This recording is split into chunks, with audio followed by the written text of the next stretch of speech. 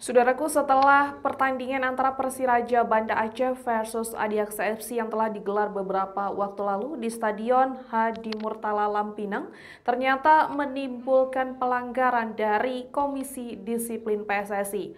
Persiraja Banda Aceh pun didenda sebesar 15 juta rupiah dari pelanggaran yang dilakukan oleh supporter Persiraja.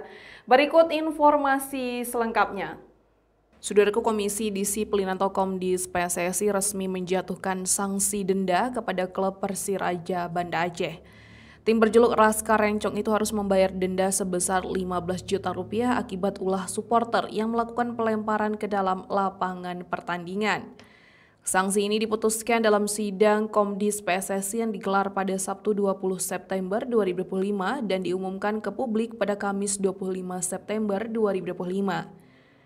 Dalam keputusan tersebut disebutkan adanya pelanggaran disiplin yang dilakukan oleh oknum supporter Persiraja.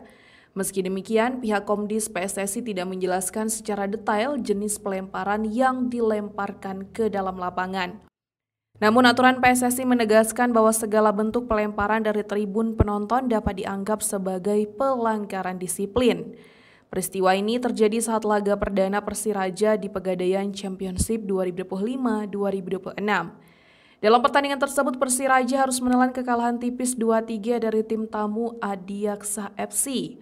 Kekalahan di depan publik sendiri memicu kekecewaan supporter, hingga akhirnya muncul aksi pelemparan yang berujung pada sanksi denda. Wakil Presiden Persiraja Iswahyudi membenarkan informasi mengenai denda tersebut. Ia menegaskan bahwa pihak klub menghormati keputusan Komdis PSSI dan akan menjalankannya sesuai ketentuan. Selain denda uang, pelanggaran berulang dapat mengarah pada hukuman tambahan seperti larangan pertandingan dengan penonton atau bahkan laga usiran di luar kandang. Oleh karena itu, PSSI selalu menekankan pentingnya peran supporter untuk menjaga ketertiban di stadion. Sepak bola bukan hanya soal hasil pertandingan, tetapi juga soal menjaga sportivitas dan keamanan bersama.